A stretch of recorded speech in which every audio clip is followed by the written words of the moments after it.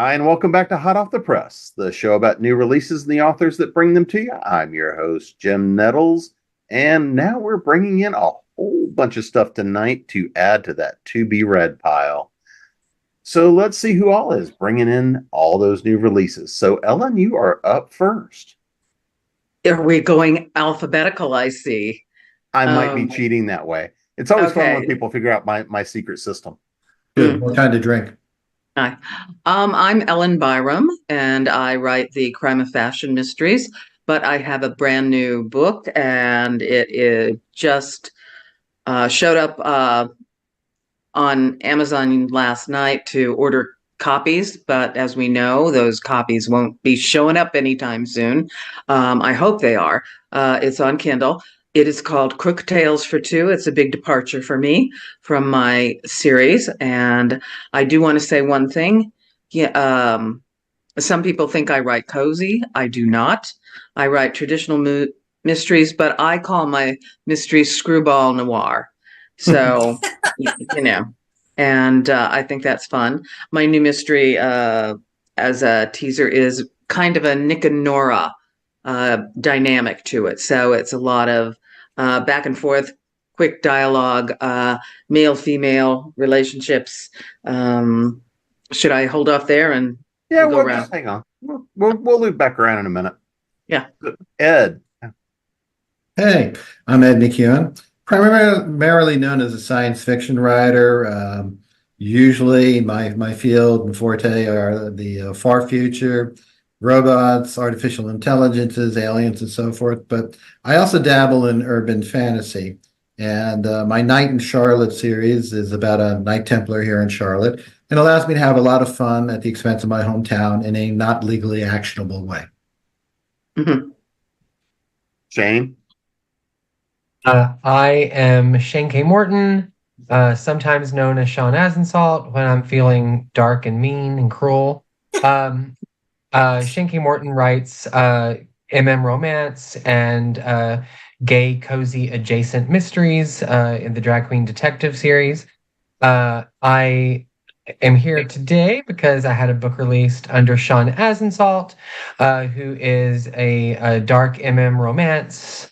And I like blending genres together, science fiction, horror, romance, as Sean Azinsalt. And as Shane, I like it sweet and small town, typically. So. Dennis? I'm Dennis Myers, and I write science fiction in the far future. My series came out late last year, and I wanted to talk about all of it this time. So, And Karen. Oh, me. I'm Karen E. Taylor, and I've been around for a very long time. I'm mostly known for writing the Vampire Legacy series, which is 7 books currently.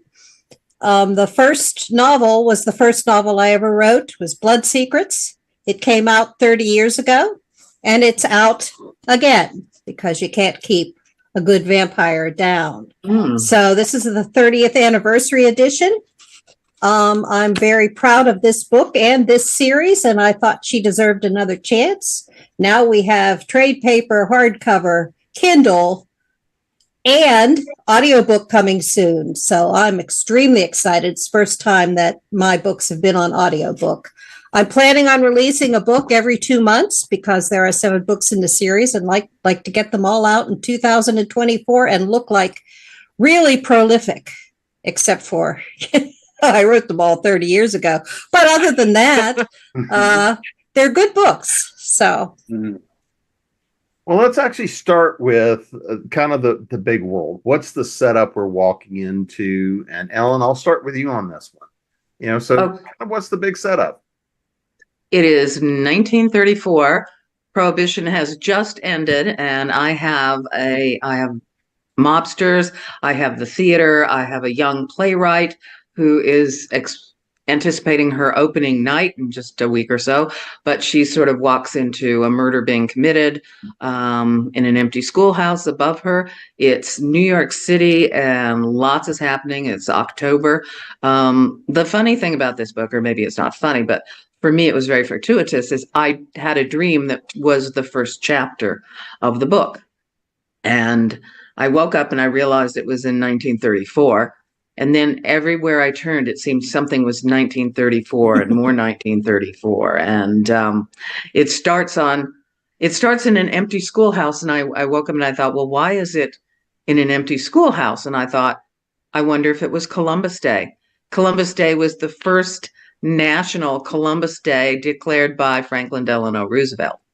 So, I mean, it was just kind of fun. Everywhere I turned around, there was some reference to the 30s or the Depression, or, the Depression is around the book, but not in the book, because the 1930s would have been great if you had money. And if you didn't, not so good. But I love the different ethnicities that are involved in, like, the theater and the world and the Italian gangs. And so she becomes involved with a private detective who she's really not sure if he's, a criminal or a gigolo. He dresses well. He moves in and out of other, situations easily, and he has an English accent. So that is kind of the world of it. It's autumn. It's beautiful. But I also have been able to keep track of every day when the book takes place, because I have a New York Times subscription, and you can look at the archives to see what happened in 1934. I will say it was a very bad year for gangsters. Bonnie and Clyde were gunned down. Dillinger was gunned down. Babyface Nelson was gunned down. Pretty Boy Floyd was gunned down, and a host of other, minor gangsters, or less notorious gangsters. So a very fun period and to work in and write about. So that is, and Broadway. I am also a playwright, and I have a friend in the theater, and he said that the theater and the back shop scenes all seemed very accurate, even though they're 90 years ago. So that's it. Ed? Well, for What are me, we doing to Charlotte this time? okay, it's for me, the background of my hometown is the background for this book. It's contemporary urban fiction. I took some liberties with history in that I invented a Japanese legation here in 1932. My character, who's a Knight Templar, this is the second book on him. The first one is all the collected short stories on this character sequentially done as a novel. In this book, he's sort of deprived of his... Jeremy's kind of an interesting character. I think he's broken every possible rule of a monastic order, and he makes Doubting Thomas, look easy. But he is deprived of his guardian angel due to a misadventure in hell. So he's on his own, confronting the evil that stalks Charlotte, which goes everywhere from the local demon who runs a bank down here, not to mention which one, again, not legally actionable, particularly sexy vampire that hangs around in various sections of town. And he runs into the same problem Hamlet does, which is he encounters a ghost, in this case, a young girl who was murdered, Japanese girl who was murdered in 1932 here. And he has to decide if this is an honest ghost or if it's actually something inimical to the people that are living in the legation now. So I had a lot of fun with the story. It turned out to be a lot more touching of a story than I thought it was going to be. The Jeremy stuff has usually been light and funny, but this one kind of goes a little all over the map on that. Mm-hmm. Shane? What are you bringing to us as Sean? So my book is called Spindle. It is a dark retelling of Sleeping Beauty set in 2096. I'm very environmentally conscious. So the world is has moved further along than it is now, moving to the point that we don't have enough, the weather situation, the ozone layer, our our world is just burning and plummeting, and there's not enough food. And all of the countries decide to start being a little bit more science first. And an organization known as Spindle starts inserting themselves in the countries and taking over country by country until only Spindle rules the world. And what they do is they put everyone asleep except for the 1% of the world in terms of the rich people who get to stay awake. And as they heal the world slowly, it becomes much more of a paradise once again.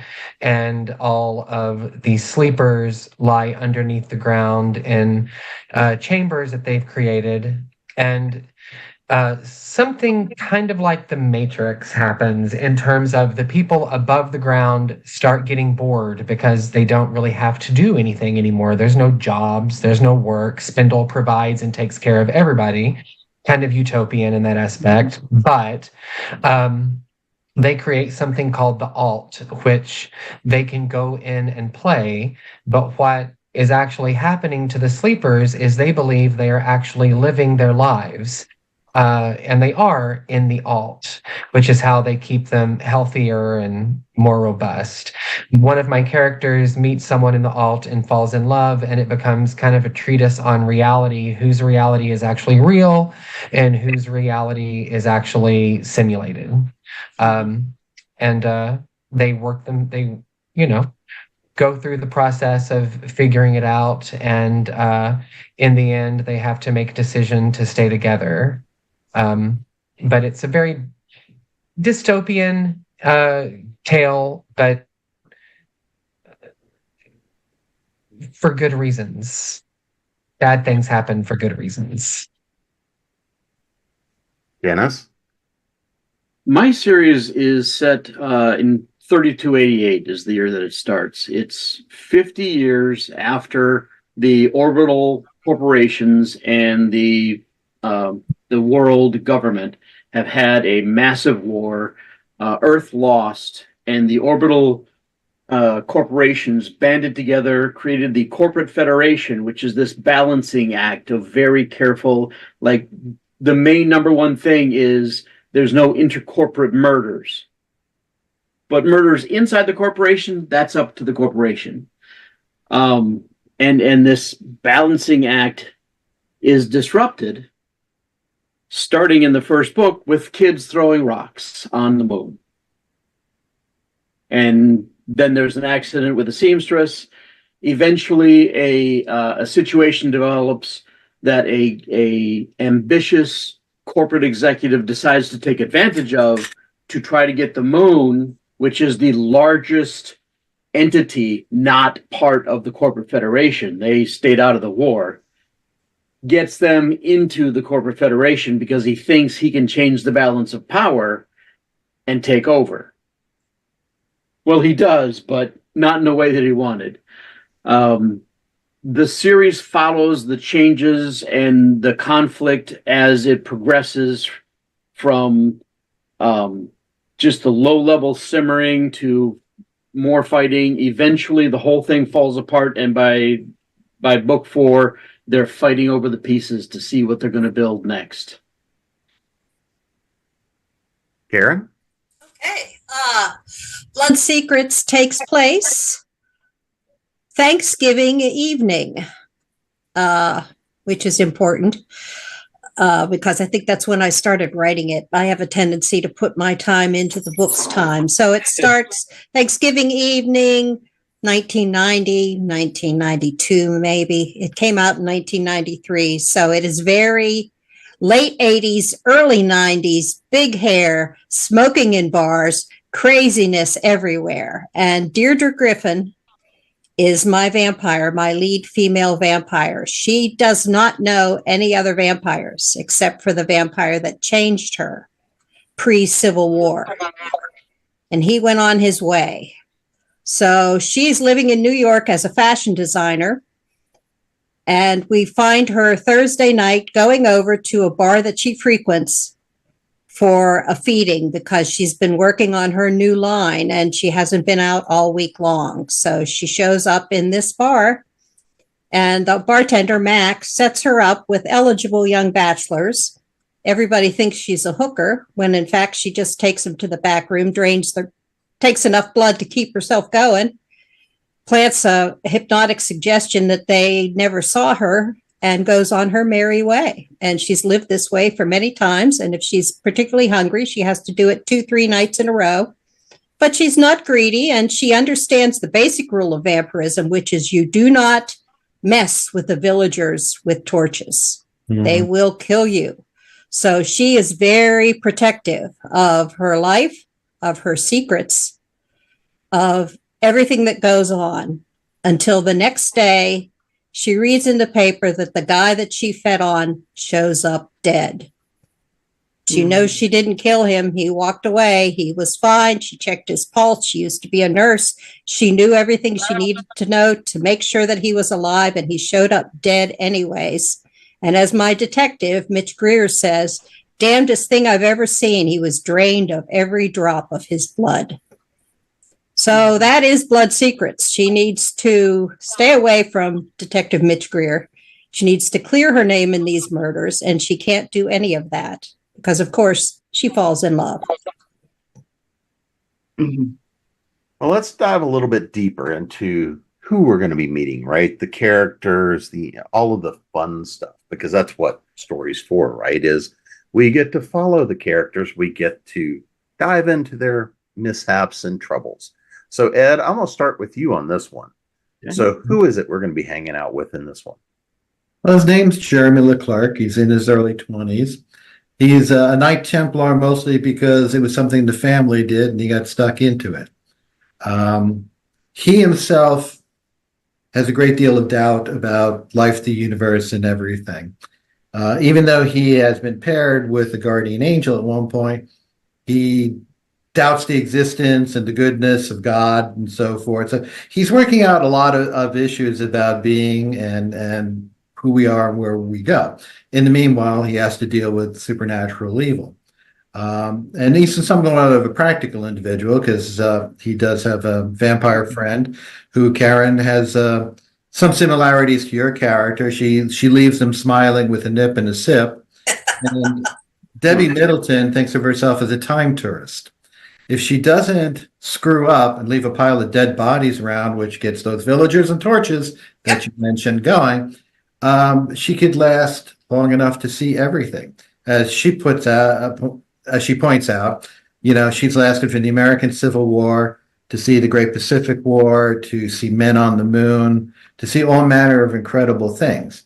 And like your vampire, lives a very solitary existence because obviously covenantum would make for a problem. And she and Jeremy originally came to terms that if she wasn't killing humans, she wasn't really his problem. So deprived of his guardian angel's assistance in this one, because a little misadventure that got out of hand in hell itself, actually, he's on his own and runs into trouble. He encounters this ghost of this young lady and needs some supernatural assistance. And the thing about Debbie is Debbie can be had. So, Shane, who are we going to be hanging out with in this one? My two characters are Lachlan and Pierre. Lachlan believes he lives in New York City, in Queens, actually, and is living his life with his mother and his father and his sister, and going to work and going on dates and always feeling that sense of wanting some bigger adventure in his life. He just feels trapped because, of course, he is trapped. But he always kind of dreams of something more, and he keeps seeing just things that aren't quite right, shadows, that when he turns to see what the shadow was, there's nothing there, whispered voices that there's never anyone with him when he hears them, and little visual things like a dead crow sitting on the other side of his window that he can blink and it's gone, and he thinks he's losing his mind. He's also been having some serious dreams, and in those dreams is a man that looks like a prince, and the man is always trying to protect him and save him. And he believes that one day this is supposed to be, this person he's dreaming about has to be real.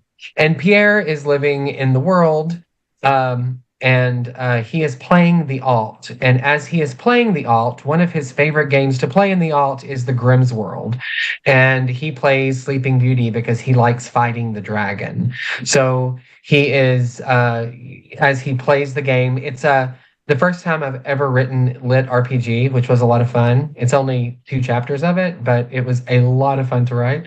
And he discovers Sleeping Beauty, who is actually a sim version of Lachlan, because all of the sleepers are used all over the place in the alt for the entertainment of others without their knowledge. And he falls in love with the Sleeping Beauty and does everything he can to wake him, until one day he discovers that the Sleeping Beauty is real. And then he does his best to wake him in the real world. Dennis, who we're going to be hanging out with? I know we've got a cast of characters. Yeah. I've got 10 viewpoint characters scattered around the 4 books. Half of them are only in 1 book each. And then of the other half, the only one that's in all 4 books is Dawn Sheffield. She's the one who is going on vacation in the first book and has the accident that leads to a meme that gets her elected prime minister. That's where her fun starts. And her story is one more of the political and the corporate intrigue, and her relationship. She meets a woman in the first book and they become involved. And her story stays there. I've also got Tong Sianotai, who is the captain of the Pang Yu. Now, the Pang Yu is in all 4 books, but Tong's only a viewpoint character in the first 3 because there's a change of command for the 4th book.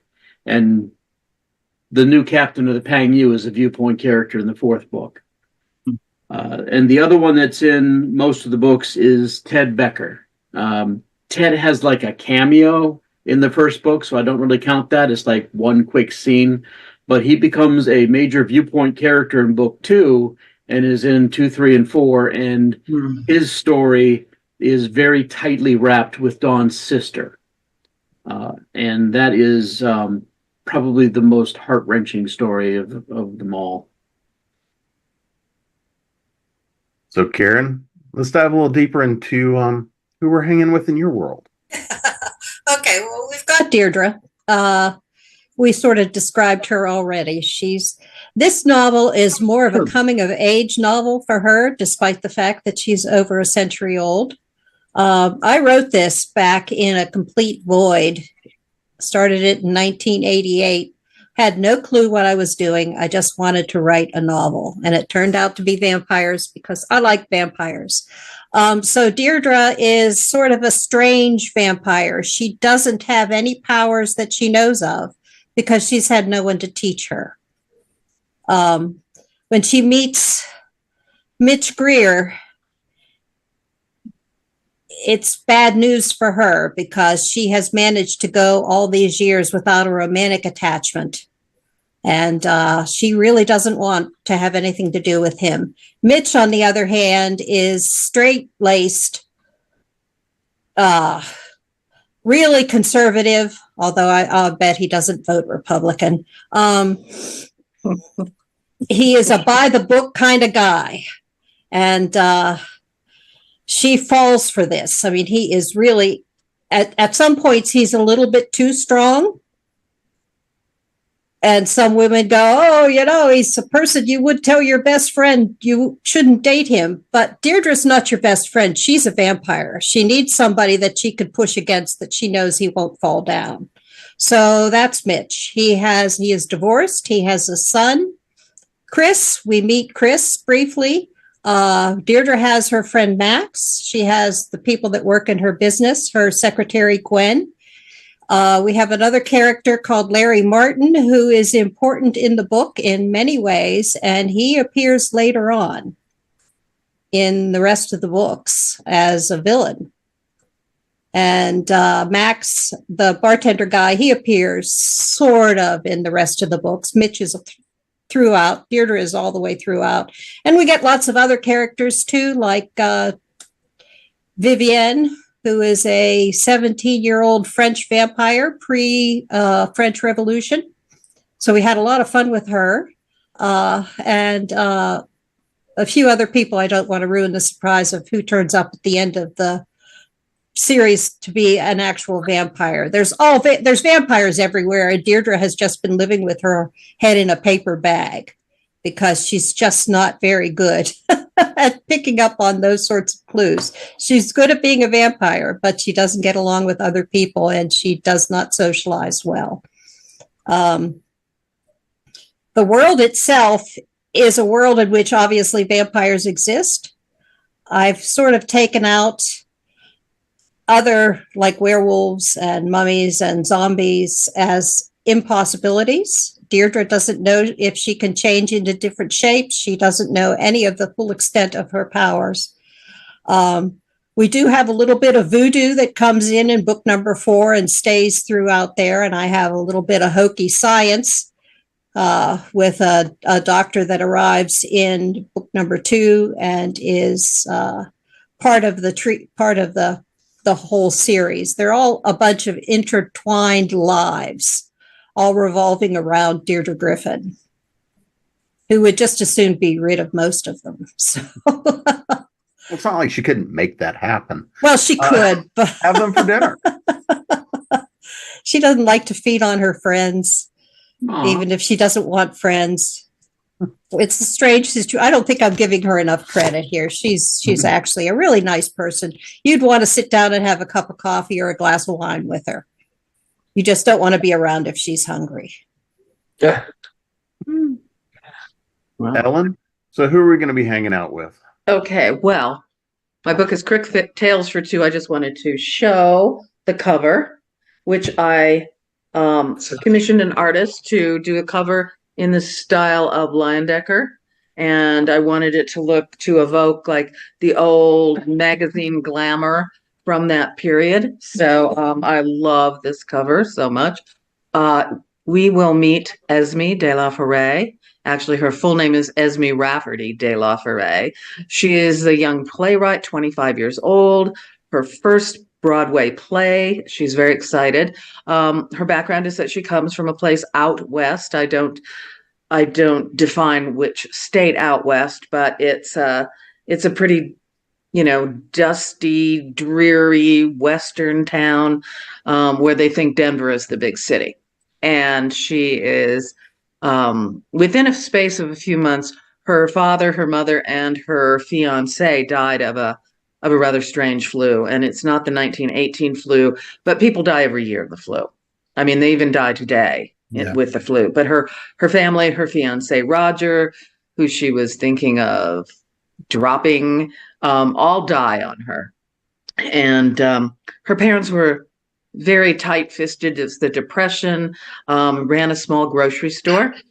But when they die, she's kind of horrified to find out that, she thought that there would be nothing. But they owned their little tiny house. They owned their grocery business. And she inherits a small nest egg. And she's always wanted to go to New York. So she has a choice. She could probably stay back in, East Elbow and marry a rancher, and they all got their eyes on her because they know she's inherited the money. So who wouldn't want a few more steers in their ranch? But she goes to New York, and she starts out as a young reporter. She meets a great friend named Reggie Pendleton. He's a preppy from Maine, but he fancies himself a man of the people. He wears sweater vests and corduroy jackets, and, he's a police reporter. So he's her good friend. So we will see him a lot. And then we meet Graydon Chase. Actually, it's Rupert Graydon Chase Bourne, but he is a private investigator, and he uses the name Graydon Chase. In the very first scene, Esme has to hide out she's followed a man because he's he's left his watch on the counter of this diner, and she recognizes him from church, from Our Lady of Pompeii, which is basically an Italian community church. And she doesn't really go to the Irish church until all of this stuff happens. But he leaves his watch, and she goes, it occurred to me, if I hadn't tried to do a good deed, pick up a gold watch and return it, I wouldn't be facing a man with a gun. And she goes, that's the problem with good deeds, unintended consequences. So she's tried to follow Scavullo into the empty school, and she doesn't quite catch up with him, and she hears gunshots from up above. So she's trying doors. She finds an open utility closet. She gets in there, and she thinks she's safe. And, there's still gunshots. She's not afraid of gunshots per se, because her grandfather was town marshal, and she has been trained with a few, guns, Smith and Wesson. And so she's not afraid of that. But, she's also knows what happens with guns. She hides in this closet, and she thinks she's safe. The gunshots start again, and there's a cat who just jumps off a high shelf and just makes this horrible racket. Pretty soon the door opens up, and there's this guy with the gun. He's Graydon Chase, but she doesn't know anything about him. He's dressed like a gangster. He's got an English accent. She doesn't know what to make of him, but she thinks he's, crazy. However, there are, immediate sparks. As I say on my cover, it's mystery, comedy, and romance. So they start this dance back and forth. He's, wants to know what she's doing in an empty school, and, she asks him the same thing. Unfortunately, more shots. It's pretty apparent that the guy she was following is dead, and she has got his pocket watch. So she figures, okay, I'll meet his wife at church on Sunday, give her the watch. She thinks she's never going to meet this gangster guy again. But, so she goes back to her theater and tries to concentrate, but she comes up, oh, I forgot.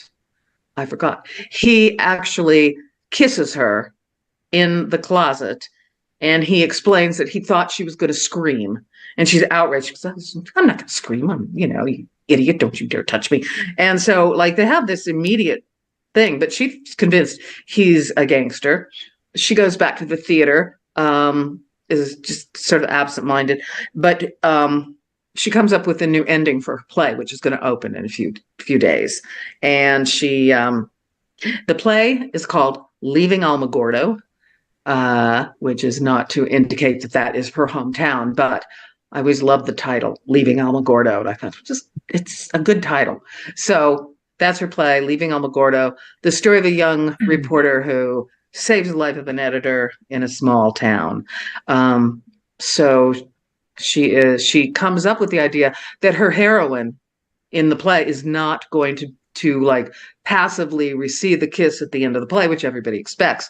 Everybody kind of demands that romantic rapprochement at the end of the play. And so she rewrites her play so that the heroine on the play, the main character, is the one who is the kisser, and her male boss is the kissee. So it's a little daring. I mean, not particularly, but for story's sake, it is in New York in the 30s. And it is also right after the movie production code takes effect. So when you see all those wonderfully fun movies of the pre-code era, it stopped right in the middle of the year in July, and then it kicked in. So that's just sort of flavor, and there's just so many things happening. But we'll meet Graydon, who inexplicably has this English accent, and they start this thing, and she turns around and he seems to be everywhere. She goes out to test, a gown for opening night with the woman who's made the gown, and they go dancing with a couple guys from the theater, and he's there at this dance place called Peacocks. And it just seems like every time she turns around, he's there, and she just, he thinks she's a debutante. She's outraged at that. It's like, how dare you? I make my own living, and I make my own way. But it just sort of starts, and then, there's opening night and the characters and the playwrights, Everybody's got to dive into the story at some point. Yes, yes. So anyway, that's sort of the setup. As you've got everybody sucked in, sitting here going, okay, well, I'm just waiting for you to narrate the whole thing. Oh, sorry.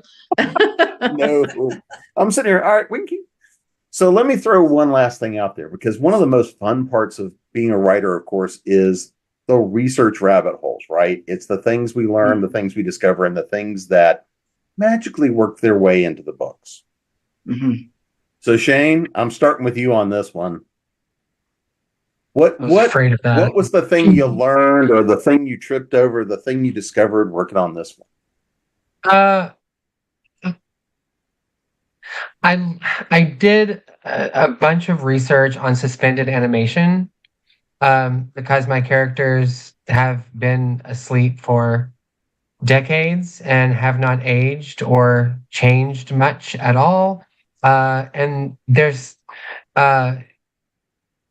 in my way of thinking about it was Einstein had a theory that space travel would you would be able to not age throughout some kinds of space travel because of the frequencies and the vibrational shifts of going that fast through time would slow the aging process down. So I kind of took that in a different place where they're able to use vibrations along with kind of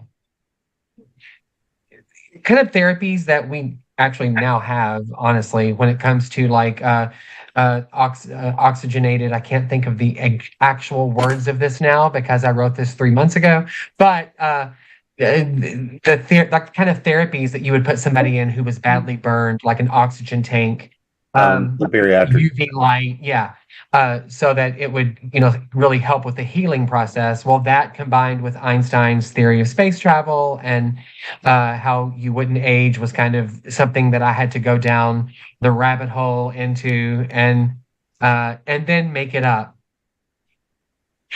completely and totally. When I realized that none of it actually would really work for me, but it was fascinating and I learned a lot. I'm getting my PhD in physics. No, I'm kidding. But Okay. it really was. That's one of the things that I love about writing, and it's not something that I explore that much in my Shane K. Morton books, except I can tell you a lot about blood splatters and knife wounds and that kind of stuff because they're all murder mysteries, right? Mm-hmm. But Sean Azinsalt, my book says Sean really does like to explore kind of edgy science that we're kind of beginning, the beginning of pseudoscience into what might actually one day be real science. Like for my first book, I ran across, it's in my blood, I ran across this article about people in Florida having the blood of the youth injected into them to stay young. And I really did dig down the rabbit hole on that one because there's a lot of scientific and actually real scientific study about this. And then there's also the pseudoscience of it, of people just trying to make money by injecting you with something that, they can say is young person's blood, but who knows? But it was really just kind of fascinating. And I felt the same way about the science with this one. It made me feel a lot smarter than I actually am when I got done. Dennis? Well, this is my first series. The first book, Final Assembly, was the first book that I ever sat down and wrote to completion. During the course of it, of course, I had help from an editor. She came in and she gave me a lot of advice and helped me, and that's why it's a 4-book trilogy. But I learned how to track my numbers. My daily word count. No matter which book I was working on or how many different things I was doing, I have a spreadsheet where I have all of my word count, so I see what I did in the day. When I sold the series, I had the first 3 books done, and they were picked up by Chris Kennedy Publications. And I asked him, when did the fourth book have to be done in order to be released on the same rapid schedule? He was doing them every 5 weeks. And he gave me a deadline because I knew what I had done and what I could do. I was able to sit down and say, well, if I do 500 words on the weekdays and then 2,000 words on Saturday and Sunday, which is low, but I was just, guesstimating, could I make the deadline? And the answer was, yeah, I could. So knowing that, I was able to sit down, get it done. I actually got it turned in early. But I learned how to track my Dennis, you're giving writers a bad name. That's right. Never turn it in early. Jeez. I do kind of wish I had spent a little bit more time, because when I read it after it came out, I found one place where a message was received before it was sent. And I'm like, some fan somewhere is going to notice that one. It's only the one spot, but you can create an in-canon excuse for that. It was just a moment of time slip. Yeah, I'll fix it in the second edition. Right. Karen? Okay. I want to talk about writing a series. Okay, because I wrote the first book, never planned on writing another vampire novel. That was it. Boom. We were done. All my neighbors who read the book said, you got to write more. So I said, oh, okay. I wrote more. I eventually sold the first 3 books in the Vampire Legacy series to Kensington Publishing, which was a big deal. I mean, they were mass market paperbacks, but they were still a major New York publisher. Yeah. The first book was done. The second book, Bitter Blood, was halfway done. The third book was 2 lines. Never sell a book based on 2 lines, because you come up on that deadline and you're sitting there going, what was I thinking? I had no idea.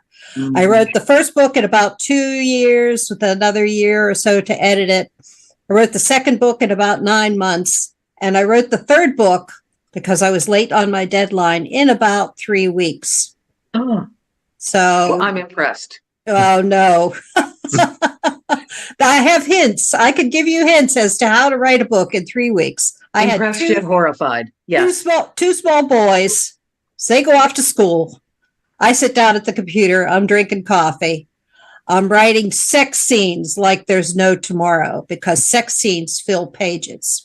And I'm writing conversations like there's no tomorrow, because you got a lot of spaces in there so you can get your page numbers in. At this point, they wanted 100,000 words on all of my novels because they were classified as horror.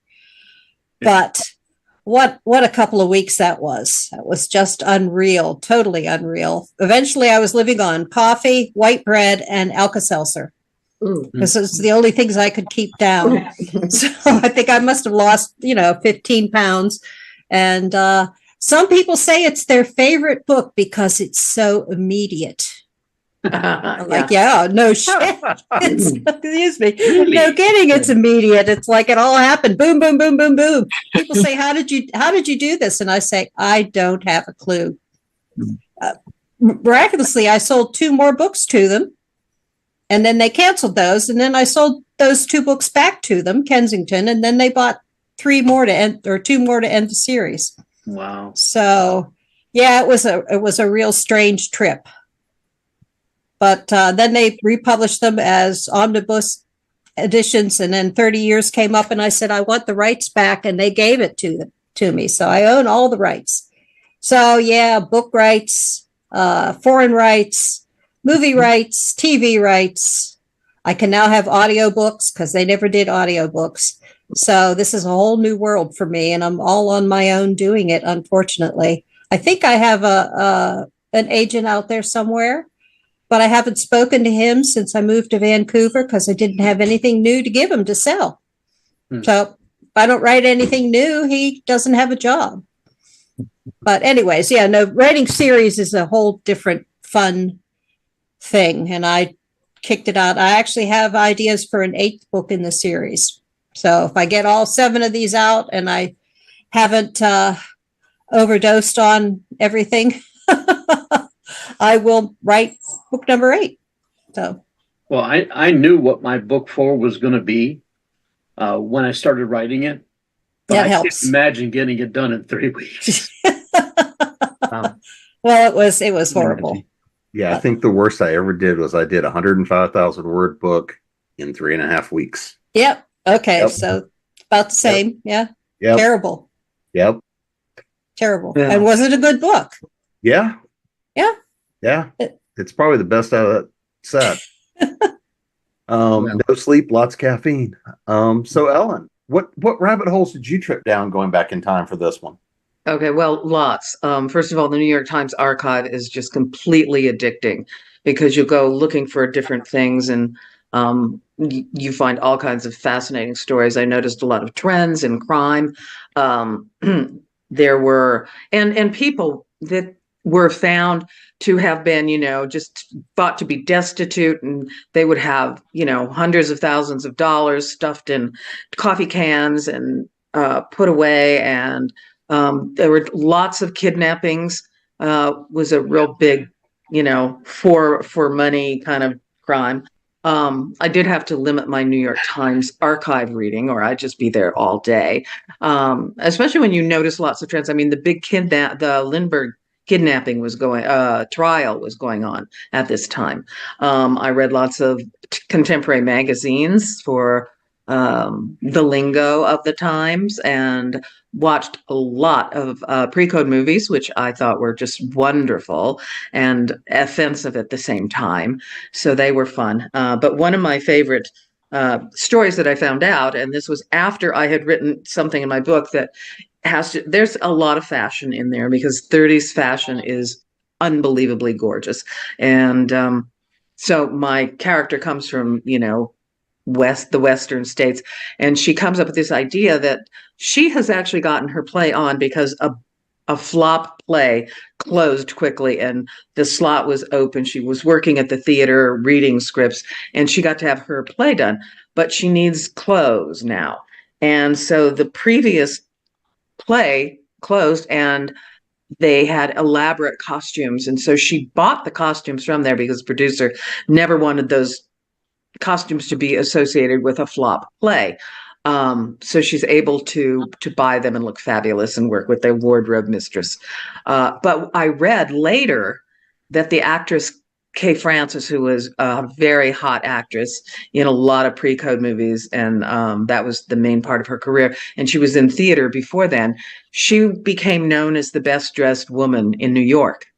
And she had borrowed all of her dresses from theater companies. And I just thought that was such a wonderful little touch. So, and also we can see that people are different. I mean, the mobsters certainly dress differently than the playgoers with their high hats and tuxedos, white tie and tails. And, it's really fun for me to explore personality through how people appear. So that's the fun part of writing, right? What do we get to do to our characters? Yep. All right, Ed, what rabbit hole did you trip down, or in Charlotte, what pothole did you trip over? But you asked about the research and so forth. My actually most fun research story is in another book, the science fiction that I write. At one point had a large fight between about 30 hoodlums and my 6'9" gorgeous female genetically engineered assassin and her 2 companions. And we were trying to decide how this would actually work, and how practically a small group of people could deal with that. Fortunately, I'm a black belt and a martial arts instructor, so I got 2 of the other instructors. We put us in the center of the gymnasium. We armed our class with batons and rubber knives, about 30 of them, and said to attack us. So they promptly did, with more joy and enthusiasm than I thought. Yeah. But it was very interesting to see the psychology of what went on. There, were a handful of very aggressive people that charged in, a number that, hesitated and hung back, a lot that just got in each other's way. And we found that the fight could, in fact, practically work the way I wanted to write it. that we wouldn't be overwhelmed instantly by this, mob of flesh and bone, that we would have to deal with the more aggressive members, pull them in and deal with them. And gradually other people would become involved, but because they were mostly in each other's way, it was practical to do what I wanted to do. So it was very kinetic, and there were a few bumps and bruises, but it was kind of fun. That's great. It's not hands-on research, it's fists-on research. Fists, feet, and just about everything else. Yeah. Yeah. Don't recommend this, incidentally. Do not recommend this. So 1 out of 10. Do not recommend that style of research. Well, now that we've loaded up everybody's to-be-read piles, let's make sure, again, they know where to find you guys, website, social media, and, of course, remind them of the title. So, Ellen, you're up first. okay, my book, Crook Tales for Two, is out in paperback and mass market, available on Amazon soon. Soon you'll be able to order it through other bookshops, booksellers. My website is ellenbyerrum.com, and I'm on Facebook, Twitter, the usual suspects, Instagram. So, and I have enough. And I can take on no more social media episodes. So, Ed?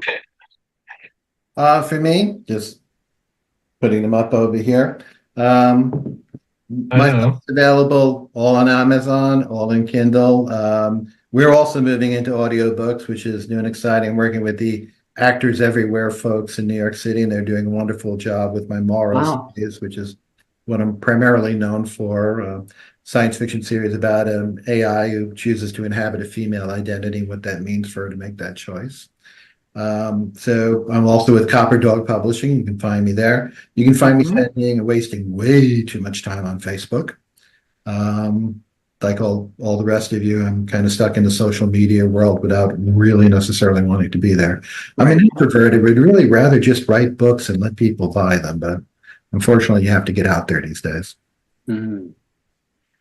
Shane/Sean. I can be found on Facebook as Shane K. Morton.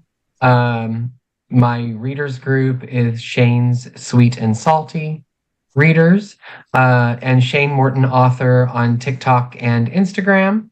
And I have a website, shanekmorton.com. Spindle is available in paperback and ebook and is on Kindle Unlimited. It's a part of a multi-author dark fairy tale series, and I think there's 7 other authors in the series with me with the books. I think half of them are now out, and the other half are coming out in the next 2 weeks. Dennis? You can find me at automatedempire.com, Chris Kennedy Publishing. My books are available on Amazon.com, and they're all out and available. all right. And Karen? Okay, well, you can find Blood Secrets in Kindle, hardback, paperback, on Amazon. You can find me, once again, I spend a lot of time on Twitch as Old Vampire Lady. It's a fun environment, and I really enjoy this is going to sound terrible. I enjoy playing video games with young men. Oh, And it's almost all men, and they're all, to my standard, they're young. Some of them go, shoot, I'm 58 years old. I'm going, no, you're just a baby. I'm 70. So I outrank them all, and they're all very respectful and very nice. So I'm there under Old Vampire Lady. I'm also on Blue Sky under Old Vampire Lady. I'm on Facebook, Karen E. Taylor, teller of supernatural tales, and my personal page is Karen Gallagher Taylor. I try not to do a lot of social media stuff. I really do. I'm not on TikTok. I quit Twitter. That's about it. I hang out on Facebook for a little bit. Mostly I'm playing games if I'm not formatting books. So, but all 7 of the books will be out eventually, and they'll all be on Amazon. And they'll all be in paperback and Kindle and audiobook eventually. So it's going to be a busy year, but it'll be nice to have them all lined up again. okay. And I've had the pleasure of being your host. Hey. You can find Thank me you, at- Jim. Thank you. Of Okay. course. You guys can find me at jamespnettles.com, authoressentialsworkshops.com, creatingpros.com, and of course here at ConTinual. And go stack up those to be read piles. We'll see you again soon. Okay, thank you. Cheers. Bye. Bye. Thanks.